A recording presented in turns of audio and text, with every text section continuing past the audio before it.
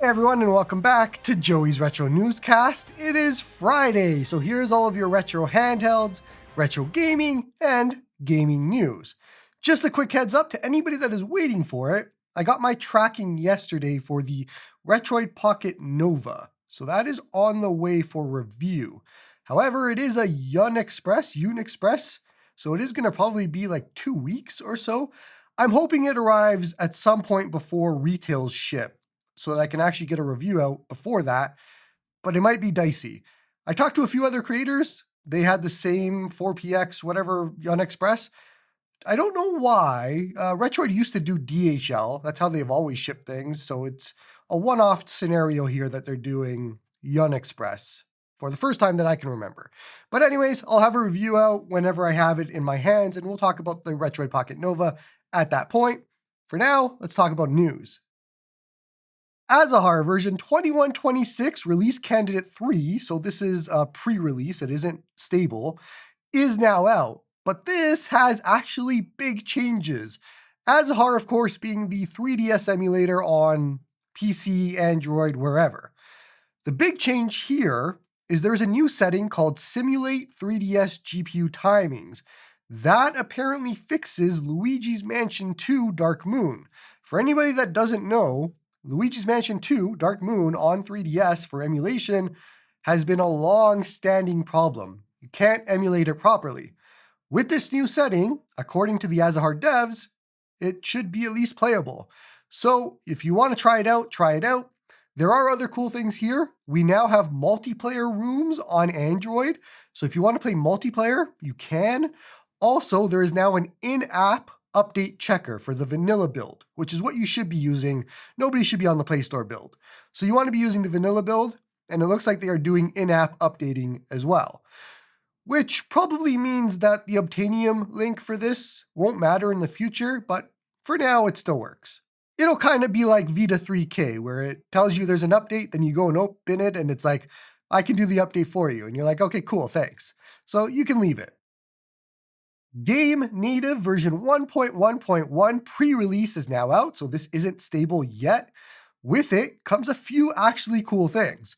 We have Nexus mods support. So for anybody that uses Nexus mods, apparently that works now with Game Native. That is pretty big.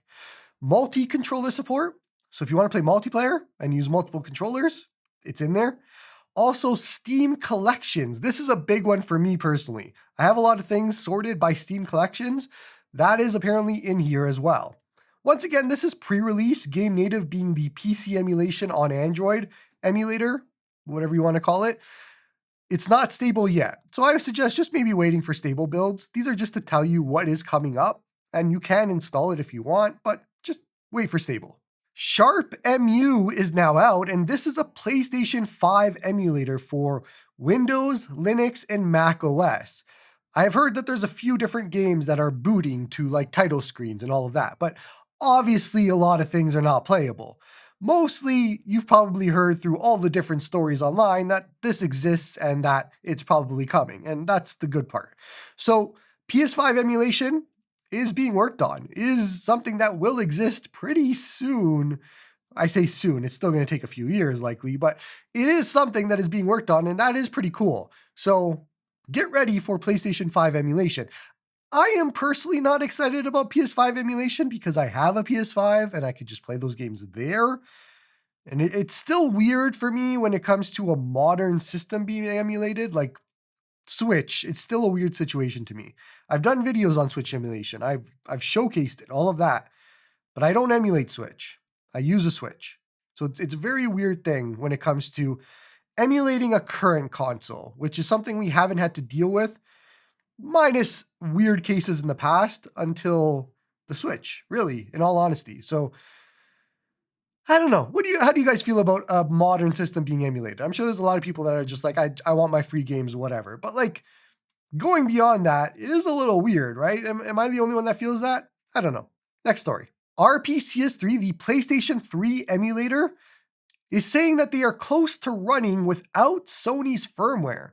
So they basically, without going into complete nerd stuff, have replace the firmware component with something of their own. So they can essentially make it so that they don't need Sony's firmware anymore to be able to run PS3 games. Now, installing the firmware for RPCS3 is 2 clicks. So this isn't a huge deal. Of course, there is a scenario where Sony decides to not host the firmware anymore, as they do now. That's where you get it. So in that scenario, this is good to have, but it's not a major deal, at least from my opinion. Nothing changes here performance-wise, all of that as of right now. So it's kind of a cool little thing that, hey, it's one step you don't need to do, one barrier to entry, but we'll see how it changes in the future if it makes bigger changes. Also, while we're talking about RPCS3, apparently they say that 75% of PlayStation 3 games are now playable on PC, which is big news. In case you haven't been aware, RPCS3, as good as it is, does still have compatibility issues with a lot of different games. So to see this, 75%, that's really good. Another 25% to go and we'll be there. Have you ever wanted to play your favorite Flash games on Android? And yes, I am dating myself because I remember Flash games and I'm old enough to remember playing them. So for everybody that is old as I am or older, Flash games were a big thing back in the beginning of the internet. That's how we played a lot of different games. And it has been hard to play them, especially on Android. Well, there is a new project called Swift, which you can install on your Android devices, and there's over 100,000 of Flash content available according to them. This is actually pretty cool. So if you want to play any Flash games, install Swift. I haven't tried it yet. I don't know how well it works, but I'm assuming it does. And you can go and play any of your Flash games or any of the Flash games that you want, which is really cool. Speaking of really cool, a user has made a desktop companion for retro achievements that warns you and tracks about missable achievements. So this is something that runs on your PC, so it isn't on Android, although apparently the user says that you can install it on PC and track it there and play on your Android device. I don't know how that works. I haven't tried it, but apparently that does work. But what this does is it live tracks achievements while you play, and then it tells you about any missable achievements. There's also a few other things that does, but that is the really cool part about it. So I think, from my understanding, that it is kind of tracking the display and what is on the display. That's probably what it's doing, and then telling you that, hey, there's an achievement that's going to be missed. Now, I said retro achievements. This also works with Steam, PlayStation Network, and Xbox Live. And so, yeah, basically the way it works, and I'm looking at it right now, is it polls for new unlocks in real time, and then it'll show the toast notifications when the achievement pops, and then it'll automatically take a desktop screenshot with the achievement icon the moment you unlock something. So I guess that's how it knows that, hey, you've done this, the next achievement is missable, you should know about that, sort of thing. This is actually really, really cool. This would be something that would be awesome on the second screen of the Thor. So hopefully it comes there at some point in the future. But Achievement Scavenger, in case I didn't mention it earlier, that is what this is called. And it's really cool. Okay, so question of the week. And this week's question, I am not going to take any credit for. I actually saw this on Reddit, of all places. Basically, what do you think is the biggest sin in this community? So I'm a broken record. You all know what my answer would be. So I'm going to go with a different answer here. Stretching. Stretching any aspect ratios to fit whatever. If you have a 4x3 system like a Super Nintendo or PlayStation 1, whatever, and you're stretching it to 16:9, you're a monster. I'm calling you out. You're a monster. But like any sort of stretching, and I know there's some people out there, like I saw some screenshots of like the RG rotate, people making it fill up the entire screen, all of these sorts of things. Look, you can do whatever you want. I'm going to make fun of you for it. You can do whatever you want, but like stretching, the developers are rolling in their graves if they're not alive already. But like that is something that is a sin to me. Besides the obvious not using your handhelds for games, stretching. That is the biggest sin for me currently. Yeah. Anyways, let me know in the comments below, what is your biggest sin in the handheld community? Or what do you think is the biggest sin? Mangmi is coming out with a new device. It's a vertical, or two verticals actually, the Air Y and the Air Y Pro. Now, I have to be careful about what I say here because I do know a few things that isn't public. So I'm not going to go over all of that. I have written down what I can actually say, which is public information at this point. So I'm not spoiling anything. This has a 4.2 inch IPS 1280 by 960 screen. That, when I found out, was instantly like, oh no, that is the iNeo Pocket Air mini screen. Oh no, please don't be the iNeo Pocket Air mini screen. For those that don't know, that's massive ghosting on that screen. I went over it in my video about it. I really can't stand it. So if that is the scenario here, if this is actually using the iNeo Pocket Air mini screen, which I am guessing because it's matching the same size, that's unfortunate. That is super unfortunate. And I can sort of see that because the mock-ups for the Air Y and Air Y Pro or the renders for it look like an iNeo device. And we know that they are previous iNeo people that made Mangmi. And there's a little scroll wheel for volume and all of that. So they are sharing parts there as to what iNeo's factory is using. So there is a very good chance this is using the iNeo Pocket Air mini screen. I'm hoping it's not. I'm hoping it doesn't because this looks cool as a vertical, but like that seems to be it. One other thing here too that's weird is you have two options, it seems. There's a 1-stick version and a 2-stick version. 1 stick has like a front firing speaker after, and the dual stick is going down firing speakers. I think you know what I'm going to say here, but like there should have just been 2 sticks or no sticks. Like no sticks, just front firing speakers. We don't need a left stick only. Like it's very weird. If you want sticks, buy the 2-stick version. Otherwise, why do we need a 1-stick version? There should have just been no sticks and 2 sticks. That's it. This isn't a bit, I swear. But it should have been just a no stick and 2 sticks. That's it. Why are we allergic to no stick verticals? Why is the Retro Pocket Classic the only one that does it? Anyways, you will find out more really soon about all of this. And I will have a review out and all of that soon whenever I get it in my hands and all of that. So look forward to more coverage on this, but tentative at the moment. Tentatively excited at the moment, which could be squashed if this is the iNeo Pocket Air mini screen. We'll see. We'll figure out what's going to happen pretty soon. Lenovo has been teasing a new handheld called the C700, which is apparently supposed to be a cloud gaming type device. Now, this is supposed to be like a Tencent tie-in for, I believe, China, but I don't know if this will come to North America or how that's going to work. We don't know really anything about this yet. There's been a lot of guessing, a lot of hopes and wishes and all of that. The only thing we do know is that they are targeting cloud gaming, and this is going to be released or announced in August. Now, looking at the device, looks awesome to me. Like, it looks great from the design, everything it's doing. I assume this is an 8-inch or 8.5 or 8.8-inch screen, like the Go tablets use. Go tablets, the Legion tablets, whatever they're called, the Y700 and all of that. I assume that's what they're using, which would make this very interesting because we haven't seen an 8-inch or 8.8-inch Android handheld that I can remember. Maybe we have from somebody weird, but like it hasn't been mainstream. So if they pair this with a good processor, some decent RAM, all of that, this could be very interesting as a streaming device, which is something we've been missing a little bit lately. Like we have the G Cloud, but that's obviously out of date at this point. We have the Portal, which obviously is the go-to streaming device. If you go one step up to a bigger Portal, that'd be an interesting niche to fill. I'd be interested in that. So let's see what Lenovo does here.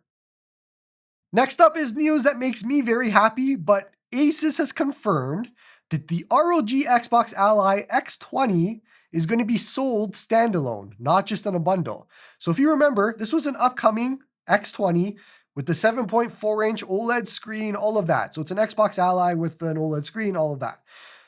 They initially said it was going to be bundled with the AR glasses. Now they're saying that there's going to be a standalone version that you can buy on its own. I am in the middle of an existential crisis when it comes to PC handhelds. I have the One X Player 3 coming in that I have worries about Intel and VRR and how that's all shaking out because there's a lot of issues with all of that. Then I have my Apex that recently, for 2 games, I haven't used because I didn't like the performance. Those 2 games being Black Flag Resynced and Final Fantasy 16, which I've actually been moved back to the Odin 2 portal, to stream from my PC for those 2 games. So, because of all of that, I'm interested in the One X Player 3, but I'm also interested in this X20 because it's a 7.4-inch OLED screen that I can stream to. I am going through a midlife crisis, in case you haven't been aware, and so I am making up scenarios and issues where there isn't one. But here's the problem. Here's the problem, okay?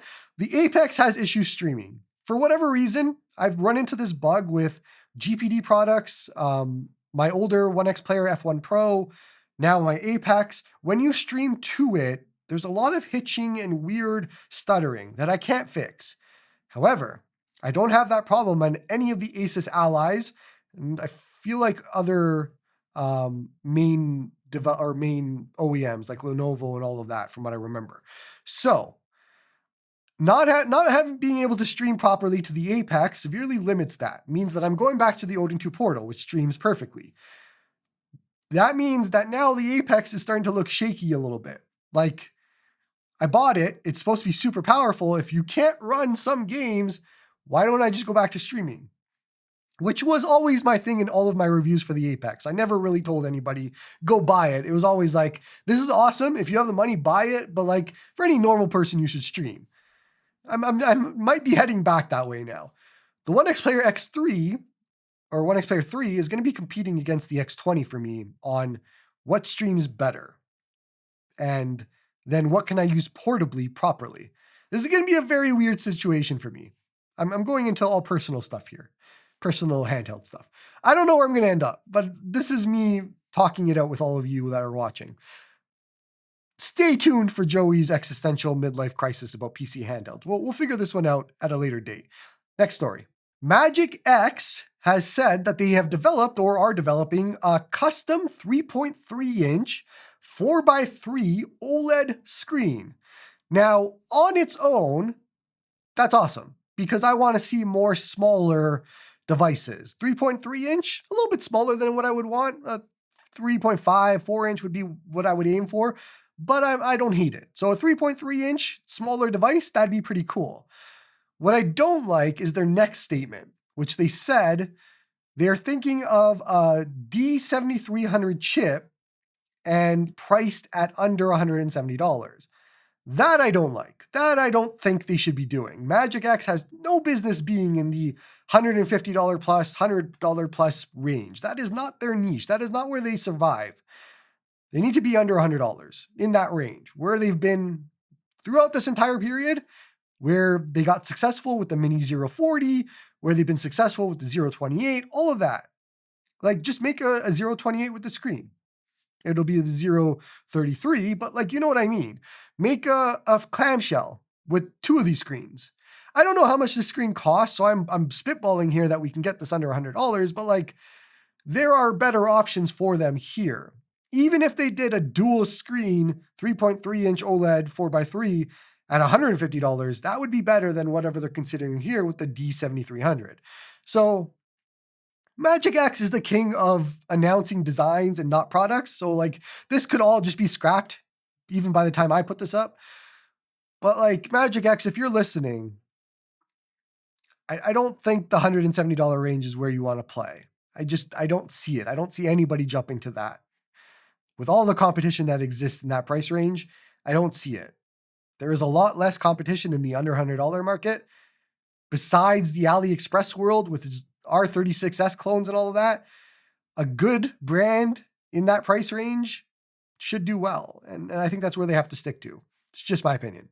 The 8BitDo Flip Pad is coming out and it will begin shipping on July 30th. It went up for pre-order July 15th, which I don't know what day we are in, July right now, but I think that passed. Pretty sure that passed. Either way, you could probably pre-order this thing. It ships July 30th. That's all you need to know. Now, the 8BitDo Flip Pad is, it's meant for a vertical or it's meant for your phone in portrait, and it goes on the bottom and it just has like a USB-C connection for controls, which is interesting. I have one coming for review. I am a little weirded out by this. I don't know what the use case is for this. I don't know who would buy this, but it is only $30. It's not expensive. So if there are people out there that are playing their phones in portrait mode and they wanted a controller attachment for that, then this would be it. And it looks cool, so we'll see and we'll check it out. But yeah, just a heads up that you can pre-order it now. It's only $30 and it ships in 2 weeks. We talked about this a very long time ago, but GKD has a new product that they've been teasing for a while now called the 350H, I think it's called. 350H. And it's kind of like an iNeo Pocket Micro sized device with a stick, one single stick.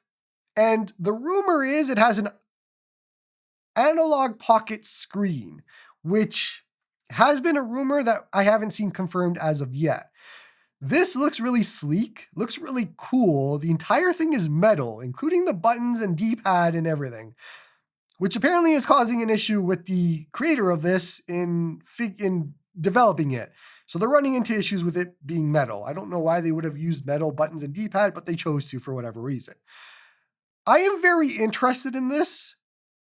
That being said, I'm very tentatively interested in this because GKD doesn't have a good history of custom firmware support, products really, and all these sorts of things. So I need to see what this is going to be at the end with all the specs, but I'm interested. Let's see what happens. But it looks nice. The pictures make it look great. So we'll see what happens here. Speaking of looking great, iNeo is teasing a new device called the KONKR Pocket Advance. Now, from the name, you're probably guessing that it is a Game Boy Advance, and you would be completely right. They showed off a picture, finally, this morning. It is an orange, a gorgeous-looking orange, KONKR Pocket Advance. And everything that I see in this picture looks fantastic to me. The one thing that isn't fantastic is this is iNeo. And I know. I rag on iNeo a lot, but we have been hearing about the KONKR Pocket Block for months now, and that hasn't released yet. And then we hear about all these other devices, the iNeo Pocket Micro 2 and whatever. And now we have a KONKR Pocket Advance that they're teasing. Can we just be able to buy one of them? Like, is that something that happens? Because that seems to be the problem here. You can announce devices, you can't take pre-orders for them, or you can't purchase them, or whatever. This is the normal iNeo cycle. I see a product that looks cool. I like it. I get interested in it. They start to reveal more information. The specs come out, looks pretty good. Then the price comes out, the release date comes out, all that comes out, and then I leave. This looks really good. It looks awesome. I love their look of their devices. I don't want to do this again.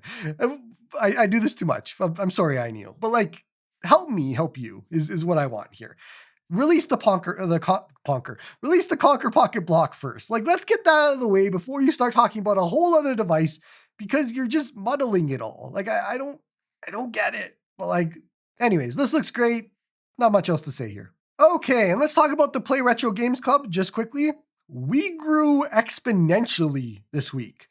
So probably thanks to my last newscast and thanks to the video I did this week on it.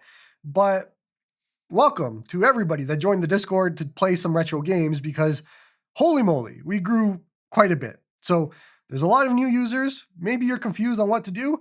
Jump into the PRGC-general channel. That's where you'll see everything. And then you can type in current as a command. You'll find all of the threads in case you don't see them on your Discord. Just jump right in. And if you're curious and you don't remember what we're playing right now, we have Mighty Morphin Power Rangers for Super Nintendo. I mastered that. It was an hour and a half. It's really quick for our game of the week. Then Conquer is Bad Fur Day for Nintendo 64. That was our game of the month. It currently is. We have Super Mario Bros. Enhanced. That is our ROM hack of the month for SNES. And then we have Kingdom Hearts for PlayStation 2. It is our game of the season. You have 3 months to play that. We are still in month 1. If you can't find all of this, just ping me on the Discord. I'll lead you to the golden promised land. But jump in, play those games, take pictures as you go along, talk with everybody. Like, that's it. It's fun. And I've seen a lot of people, new people that have been integrating into society and talking with everybody. It's awesome to see. So thank you everybody who joined. Let's play some games. As always, we end off the newscast with the newscast Q&A. So you can send in your questions. There's a Discord channel, newscast Q&A, or through email if you prefer. It's newscast@joeysretrohandhelds.com, whatever's easier. First question comes in from Jack Hammer. Hi, Joey. Unfortunately, a close friend of mine has been taken to hospital for emergency care. He had a stroke, but is out of surgery and is resting in the recovery ward. What game plus device could you recommend I give him while he recovers? When he's up for it, I'm sure he will be grateful for a game to help pass the time and lift his spirits. All the best, Jack. P.S. I was thinking of my DS Lite and a Pokemon game, but any official or reliable emulation device you could suggest would be most appreciated. Appreciated, Jack. First off, I hope your friend gets better, and sorry to hear. I'm along the same lines as you, except I would probably suggest maybe a one-handed type device, so that just in case there's any issues with motor functions or anything like that with two hands, or it's stressful to do all of that, I would definitely suggest a Pokemon game and like a Mew Mini Plus, Mew Mini Plus, maybe Trim UI Brick, one of those smaller one-handed devices that you could just play. And Pokemon excels at being a one-handed device, or one-handed game. So like a Pokemon Blue, Pokemon Red, Silver, Gold, like whatever, any of the original normal ones, but really any of them work. But those all run well on Mew Minis, Bricks, all of that. So that's what I would suggest. Any of those devices and a Pokemon game for sure. Next question comes in from Grathnor. What games did you rent a bunch of times as a kid? I was a bit of a different kid. Still to this day, I'm this way, but like I don't typically replay that. So like I wasn't buying the same game week over week from Blockbuster, which for people that don't know, we used to rent games from Blockbuster and bring them home for 3 days, 7 days. I forget what it was, usually about 3 or 7 days, and you'd have to go return it back. I was always grabbing like those weird one-off games, like I don't even remember, like a Bug's Life or like whatever game of the week, like Super Mario All-Stars and stuff like that. Like I was always a different game, and it wasn't every week because that's too much. I was never allowed to play that much or spend that much on games. But yeah, I don't have any memories of replaying the same game that I didn't already own or renting it every week. Grathor also has another question. What's one game you wish had a sequel? Mine is Sphinx and the Cursed Mummy. So my answer here, it took me a second to think about it, and then the answer came to me right away. It's Lost Odyssey. Lost Odyssey deserves a sequel. Lost Odyssey deserves a remaster or remake or whatever to get it off of where it's stuck on. More people should be playing Lost Odyssey, but that's going to be my answer. It's Lost Odyssey. It should have a sequel of some sort. It's absolutely insane that we don't have a sequel or remaster, remake, whatever you want to call it, for Lost Odyssey. Last question of the day comes in from Y'allspark. What is your favorite type of unit or class in Fire Emblem overall? Archers, Myrmidon, Soldier, etc. Lyn. Fire Emblem 7, Lyn, which is Lord or Blade Lord or whatever you want to call it, for the sole purpose that her animation when she attacks or does a crit is the best animation in all of Fire Emblem, in my opinion. I love it. It's fantastic. So it's not a direct answer to your question, but like Lyn, whatever, like Lyn, Lord, Blade Lord, whatever you want to call it, the animation, like that is my favorite. You did say type of unit, class. So I'm not directly answering your question, but like I'm going with this answer. Lyn. Fire Emblem 7, Lyn. Just the best animation. Just the best. It just always feels so good. I don't know what it is, but Lyn is my answer, even though it's not an answer. That is going to be it for this one, so I appreciate y'all for watching, and that's all from me. Wait a bit, Jamaica.